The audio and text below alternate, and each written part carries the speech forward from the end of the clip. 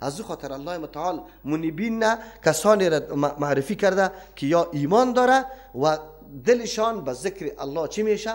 مطمئن میشه، که ذکر الله یار آرامش میده. و خام الا بذکر الله تطمئن القلوب، خبردار به ذکر الله آرامش میگیره دلها. اینی را ذکر الله میگه که در هر معامله الله در یادت باشه.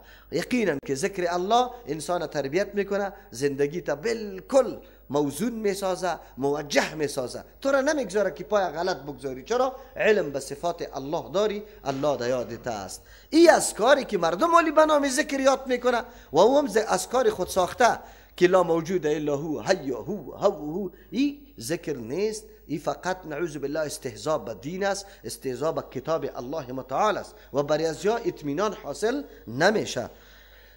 الذين آمنوا و عملوا الصالحات، آلی امی مردمایی که دلشان آرام میگیره کدام مردم است؟ الذين آمنوا، کسانی که عقیده درست داره، ایمان، و عملوا الصالحات، عمل درست انجام میده موافق سنت رسول الله صلی الله علیه وسلم. طوبى لهم، حالت خوب برایشان باشه، و حسن مآب، و بهتر انجام در آخرت هم الله برشان میده. طوبى چیست؟ مفسرین مختلف ترجمه ها را نقل میکنه.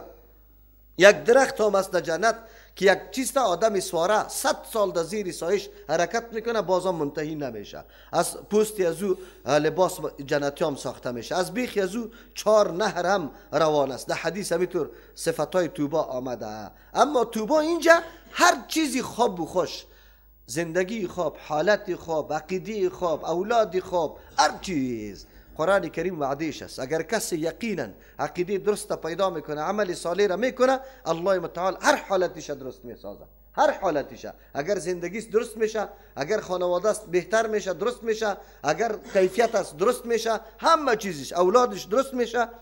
و حسن مآب، انجام هم خوب است. در دنیا اینمی قسم حالت برش میآید. معلوم شد که اینمی ثمره مرتب بالای عظیم میشه که اگر انسان متعصب، لجوج و ضدی نباشه، تابع به دین باشه، منقاد به دین باشه و به ذکر الله که قرآن است، چی قلبش مطمئن میشه. ترجمه قرآن که کردی که باز مطمئن نشدی، بفهمی که دیگه اطمینان برات حاصل نیست.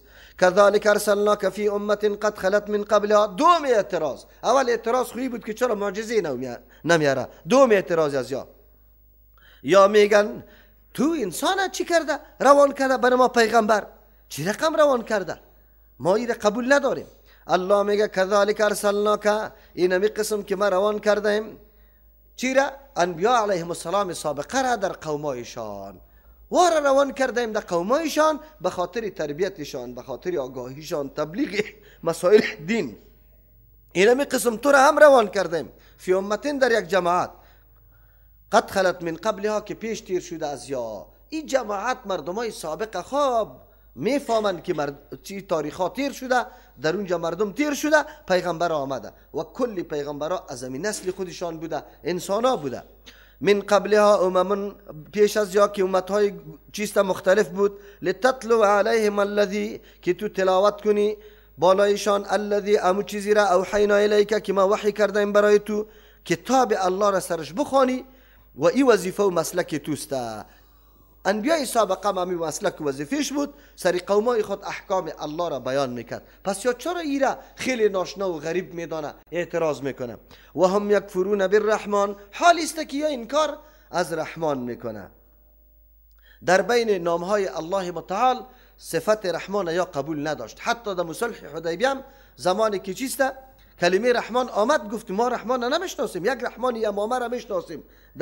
در یمامه که کدام چی نعوذ بالله کسی ادعای چی را کرده بود، اون را میگفت که رحمان یمامه، ما دیگه رحمان نمیشناسیم. چرا؟ الله متعال اینجا تنها صفت رحمان به خاطر ذکر میکنه که صفت رحمان عام است، شامل است، کافر مسلمان همه گیره. الله صحت، عافیت، رزق، روزی، اما ایگه پار عام ساخته به کافر مسلمان میده. چطور یک کسی که این صفت الله را منکر باشه و قبول نکنه که شامل خودشان باشه؟ از او خاطر میگه که رحمان ما قبول نداریم. قل هو ربی لا اله الا هو، بگوی پیغمبر علیه السلام امی رحمان ربی ماست، یعنی مالک متصرف ماست. لا اله الا هو، نیست لایق پرستش و بندگی غیر ازی. غیر ازی دیگه کس لیاقت بندگی را نداره. چرا؟ به خاطر که رحمت الله عام است، هیچ کسی صفت نداره. شما مورد رحمت الله قرار گرفته که شما را وجود بخشیده، زندگی بخشیده و اسباب حیات براتان داده، کسی دیگری نیست.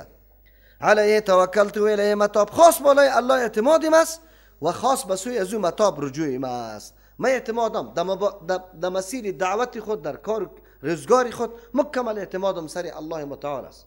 ضرورت و نیاز به شما ندارم که محتاج باشم که بله از شما حراسی داشته باشم، نه، بلکه به الله خود اعتماد دارم.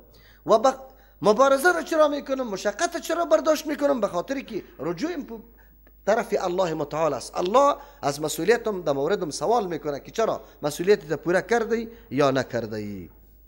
در اینجا با وصف که صفت رحمان یکی از جمله خصوصیات الله متعال است و بهترین نامه به نزد پیغمبر علیه السلام که میفرمه به نزد الله نام عبدالله و عبدالرحمن است، به خاطر که الله و رحمان از جمله صفتای است. الله خیطر صفتی است که مخلوق هیچ قطعش توصیف نمیشه. رحمان هم چون صفت مبالغه است، زیاد مهربان، مخلوق به این صفت موصوف شدن نمیتونه. از همون خاطر اردو صفت خصوصیات داره. اینجا مشرکین از همی انکار میکردن از صفت رحمان الله که ما رحمان نمیشناسیم. نعوذ بالله، چطور نمیشناسی؟ وجودی دست کجا شده؟ این حیاتی دست کجا شده؟ ادامه و بقای زندگی دست کجا شده؟ بسیار تعجب است. الله متعال میفرماید که این مردم اینطور فکر نکن که قرآن کریم کتاب الله معجزه بزرگ و مؤثر است، چرا یا ایمان نمیاره و چرا یا که وقت تقاضای معجزات جدیده میکنه الله چرا معجزات جدیده نمیاره؟ الله متعال میفرماید که نه، اصل مقصد قابلیتی مردم است که یا قابلیتش داره یا نداره. وگرنه کتاب الله آنقدر عظیم کتاب است، اگر توسط کتابای سابقه اینی کارا موجود میشد، اول نمبر قرآن می بود که بعد توسط شبی کارا چی شود؟ انجام بیابه. اما توسط کتابای سابقه ای کارا نشده. او کتابا آمده بود به خاطر ازی که مردم سند حقانیت پیغمبر خود بشناسه که بله اینی پیغمبر است و امی سند بودن قرآن برای ازیا ارائه کرده. و دیگه کارا توسط کتابا نشده که مرده را زنده کنه، زمینا را چی کنه، بگوی قطع مرده گپ بزنه، زمینا پاره پاره شوه. این گپا توسط کتابای سابقه نشده.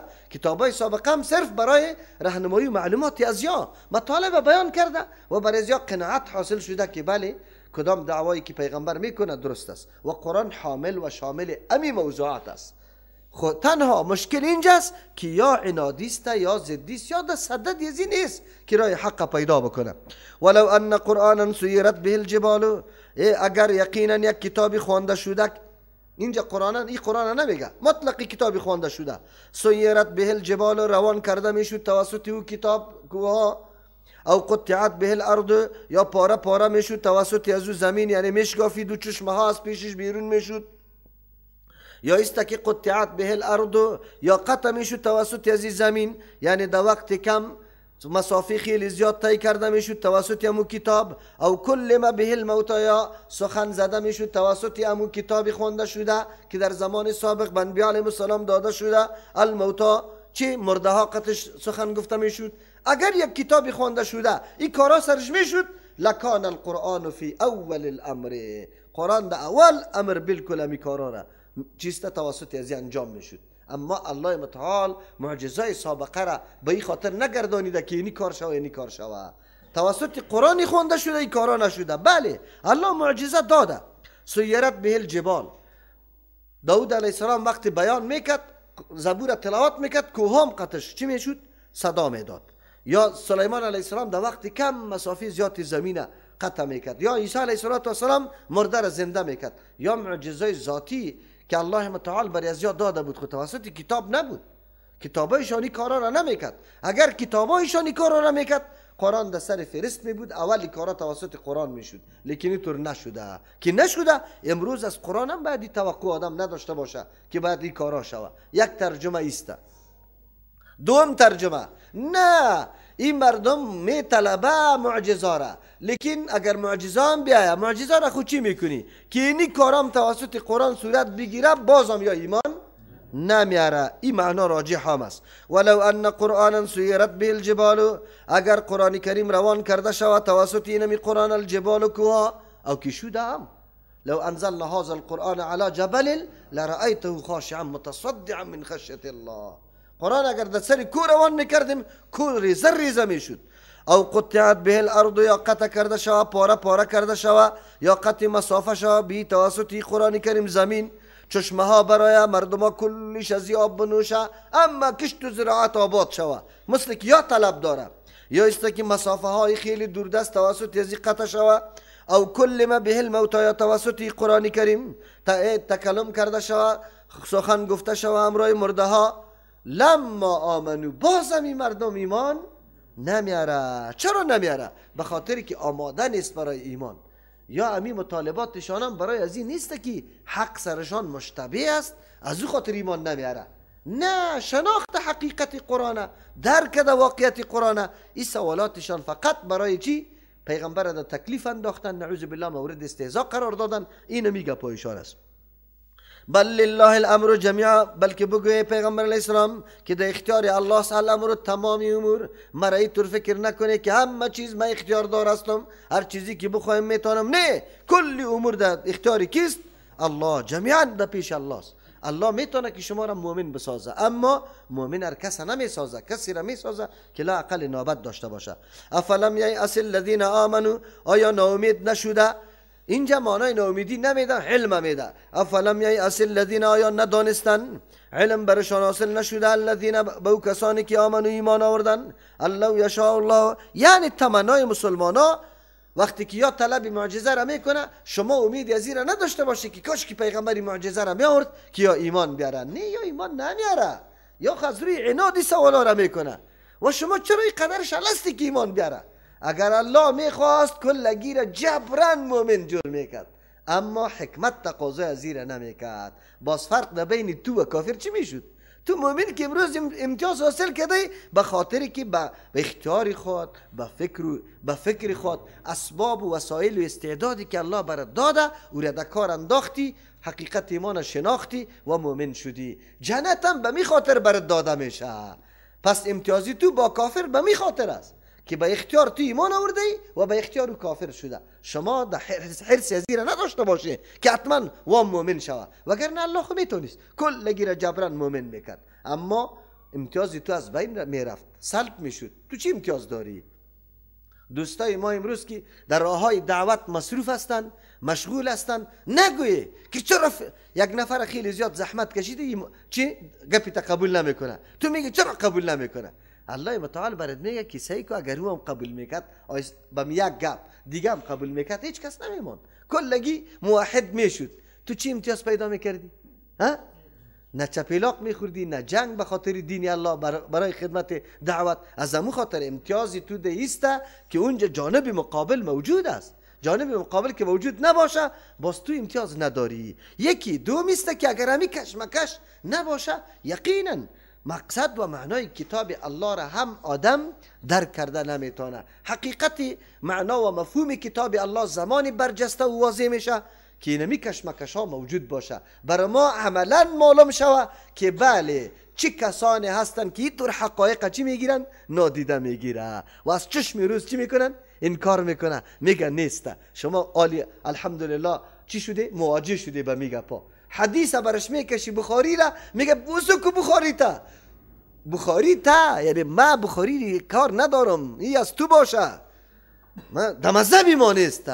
این گپا را شما یک میدانه که شخصیت پرستی در کدام سرحد رسیده، مذهب پرستی در کدام سرحد رسیده. این را بگذار. امروز لسان پرستی و تنظیم پرستی و سمت پرستی در کدام سرحد رسیده. این مردم هم ببینه که رأی خود به کدام بنیاد در صندوق انداخته رایستن، به بنیاد سمت، به بنیاد تنظیم و قوم، یا به بنیاد اهلیت که کی اهلیت ازیره داره. شما نمیبینه شرک تنهایی را نمیگه که آدم بگه که ما نعوذ بالله الله دو تاست این مشترک میشه، اینی را شرک میگه. اینجا مراعات حق الله و امر الله و حکم الله نیست، مراعات قوم است، مراعات تنظیم است، مراعات مسلک و مذهب است. مردم اینمی کارا میکنه و این کلش امتحانات بزرگ الله متعال است. الله نگاه کنه نجات بده. اگر انسان یقینا تلاش نکنه حقیقت امر و مسائل دین برای خود واضح نسازه، در پرتاب هلاکت حتما گیر میایه، خامخا قطع از وا گیر میایه. الحمدلله که با قرآن زندگی کردیم، قرآن برای ما این گپا را واضح میسازه که ما اینطور نباشیم. ولا یزال الذین افلم دین آمنو آیا علم حاصل نشده به او کسانی که ایمان آورده الله یشاء الله که اگر الله میخواست لهدى الناس جمیعا کل مردم به هدایت جمع میکرد لیکن الله برای حکمت خودی کار نمیکنه به خاطر که معلوم شوه کدام شخص است که رای درست در پیش میگیره و کدام است که رای نادرست در پیش میگیره ولا یزال الذین کفروا همیشه هستند کفار یا تصیبهم بما صنعوا این بدبختا درس عبرت نمیگیره وگرنه برای از یا بسیار درس و عبرت موجود است همیشه هستند کفار تصیبهم بما صنعوا که میرسه برشان به سبب آن چیزی که صنعوا یا انجام میده صنعت ایده میگه که او کار خوب دیگم پیشرفته تر میسازه یا در جلوگیری مردم از ایمان آوردن یا در جلوگیری منع دین الله و دعوت دین الله یک دسیسه را در کار ننداخته که چیزش زورشان رسیده انواع دسایس در کار انداخته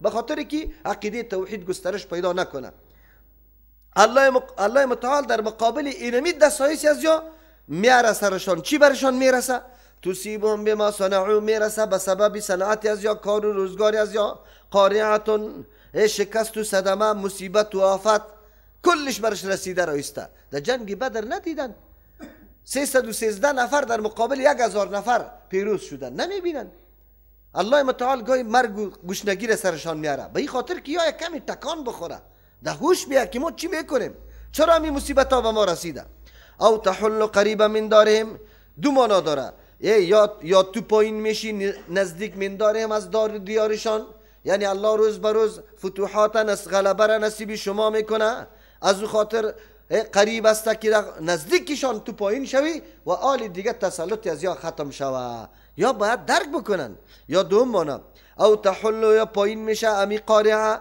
امی آفت قریبا من داریم یا سری خودشان یا نزدیک همسایه‌شان به خاطری که برای از یا درس باشه حتی یاتی وعد الله همیشه است این مردمای نمی قسم الله مصیبت ها را برش میرسانه تا که آخری وعده الله بیایه این دو مطلب داره یک مطلب است شما کم کم سری از یا غلبه در هر موارد جنگ چیست غزوات حاصل کرده میره تا که وعده الله برای فتح مکه تکمیل شوه مکه مکمل فتح شوه تا وقت این کفار اینی اعتراض اینی انتقاد بجای از اینکه از هوش کار بگیره خلاص استهزاء اعتراض انتقادی گپا را میکنه تا اینکه بان یک دفعه مکه فتح شوه دوم حتی یاتی وعد الله آفتای گوناگون مصیبتای گوناگون سرشان آمده رایسته تا اینکه وعده الله به بیخکنیشان بیا که آخری عذاب است بعد از او یا دیگه باقی نمانه چرا ان الله لا یخلف الميعاد این مهلت یا دوامی زود نآمدن